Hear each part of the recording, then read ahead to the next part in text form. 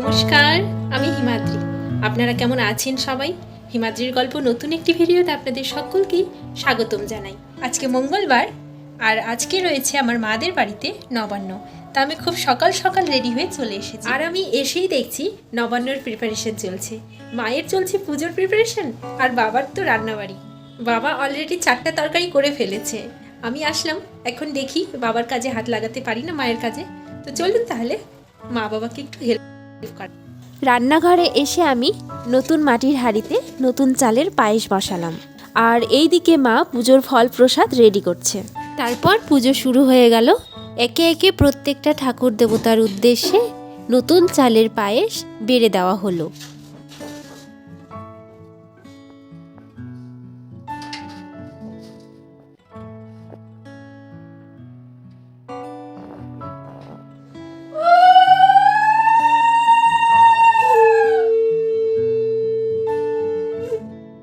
মোটামুটিভাবে মায়ের পুজোর সমাপ্তি ঘটল। তখন কিন্তু ঘড়িতে প্রায় 1টা বাজে।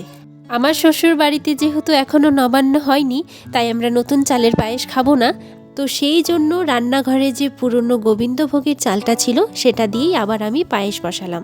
যতক্ষণ না পায়েসটা সেদ্ধ হচ্ছে ততক্ষণে আমি আপনাদেরকে একটা জিনিস দেখাই, চলুন। 1 বছর আগে আমার দাদার হাতে লাগানো এই গাছগুলোকে দেখুন, আজকে তারা কত বড় হয়ে গেছে। 1 বছরে যে গাছগুলো এত সুন্দর হয়ে উঠেছে তার পেছনে রয়েছে আমার দাদার পরিচর্যা আর অক্লান্ত পরিশ্রম। আজকে তারা বেশ সুন্দর সুন্দর ফল দিয়েছে। ও, আমি তো বলিনি না এটা কি গাছ। দেখুন কি সুন্দর সুন্দর ফল হয়েছে। আচ্ছা, আপনারা একটু আন্দাজ করে বলুন তো এটা কি গাছ হতে পারে। আর এই গাছটা কার কার বাড়িতে আছে সেটাও জানাতে ভুলবেন না। গাছের ডিজাইনটা অনেকটা ছাতার মতো, গ্রীষ্মকালে ভালোই ছায়া দেবে বলে মনে হচ্ছে। পরিচর্যার জন্য কি করেছিস তুই? এই গাছের পরিচর্যার জন্য আমি এনপিকে ইউজ করেছি 26-26 10-26-26, আর সাথে জাইম, বায়োজাইম, যেটা ভিটামিন গাছের খুবই দরকার, সেটা আমি ইউজ করেছি। তাও মোটামুটি ধরেন যে 7 বছরে 3বারের মতো এক মুঠ করে দিয়েছিলাম, তাতে 1 বছরে এই রেজাল্ট। এই গাছের পাশাপাশি আরো গাছ লাগানো হয়েছে। আমি এই কাঠবাদামের পাশাপাশি আরও গাছ লাগিয়েছিলাম 2টা। এই যে একটা চালতার গাছ, এটার গ্রোথটা একদম খুবই কম, কারণ মাঝখানে ওই মোটামুটি 6 মাস পর, গাছ লাগানোর 6 মাস পরেই ওই গরু খেয়ে নিয়েছিল এটা গাছটাকে। গরু খেয়ে নেওয়ার পর আমি তো আশা ছিঁড়ে দিয়েছিলাম, ভাবছিলাম আর হবে না, কিন্তু যাই হোক একটা সাইড থেকে একটা ডাল বেরিয়ে, শাখা বেরিয়ে আবার গাছটা গ্রোথ নিয়েছে। মোটামুটি হাইট মোটামুটি চলে এসছে, নাহলে এটারও হাইট প্রায় এই কাঠবাদামের গাছের সমানই থাকতো, প্লাস ঝোপালো হতো। ফলেরও আশা করা যেত হয়তো, কিন্তু যাই হোক দুর্ভাগ্যবশত। তারপর আমি আরও লাগিয়েছিলাম এখানে এই যে জলপাইয়ের গাছ, এটার গ্রোথটা একদমই খুবই কম, এটারও বয়স 1 বছর।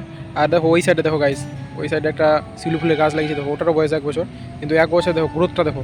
আর ফুল কি সুন্দর ঝোপালো ফুল হয়, একদম সেই সুন্দর, সন্ধ্যাবেলা সেই স্যান্ড চারদিকে, খুব ভালো লাগে। এই যে দেখো গাইস শিউলি ফুলের গাছটা দেখো, হাইটটা দেখো একবার, মাটি থেকে মাথা পর্যন্ত একবার হাইটটা দেখো। আমরা ভাই বোনে এদিকে গল্প করছি, এরই মাঝে আমাদের মাস্টারমশাইয়ের আগমন ঘটল। এসে দেখলাম পায়েসটা বেশ ভালো মতো সেদ্ধ হয়ে গেছে।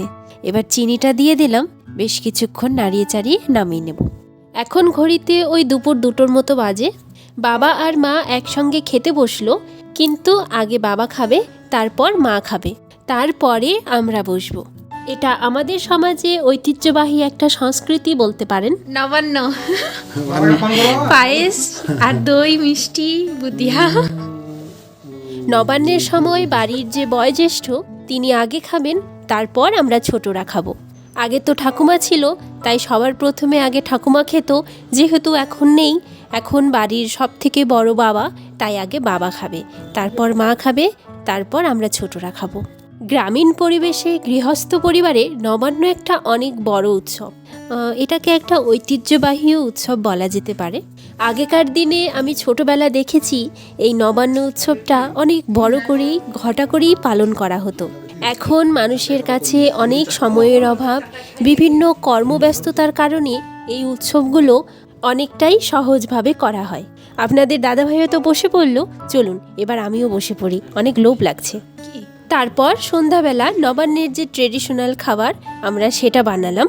চিড়ে আর নারিকেল দিয়ে এই নাড়ুটা তৈরি করলাম। এটা রেসিপি আমি পরের ভিডিওতে নিয়ে আসব। আর এই নাড়ুটা অনেক দিন রেখেও খাওয়া যায়। তাহলে আজকের ভিডিওটা এখানে শেষ করছি। দেখা হবে পরবর্তী কোনো ভিডিওতে। ততদিনে সবাই ভালো থাকবেন, সুস্থ থাকবেন। আর আমার এই ভিডিওটি যদি ভালো লাগে তো সাবস্ক্রাইব করে আমার পাশে থাকবেন। ধন্যবাদ।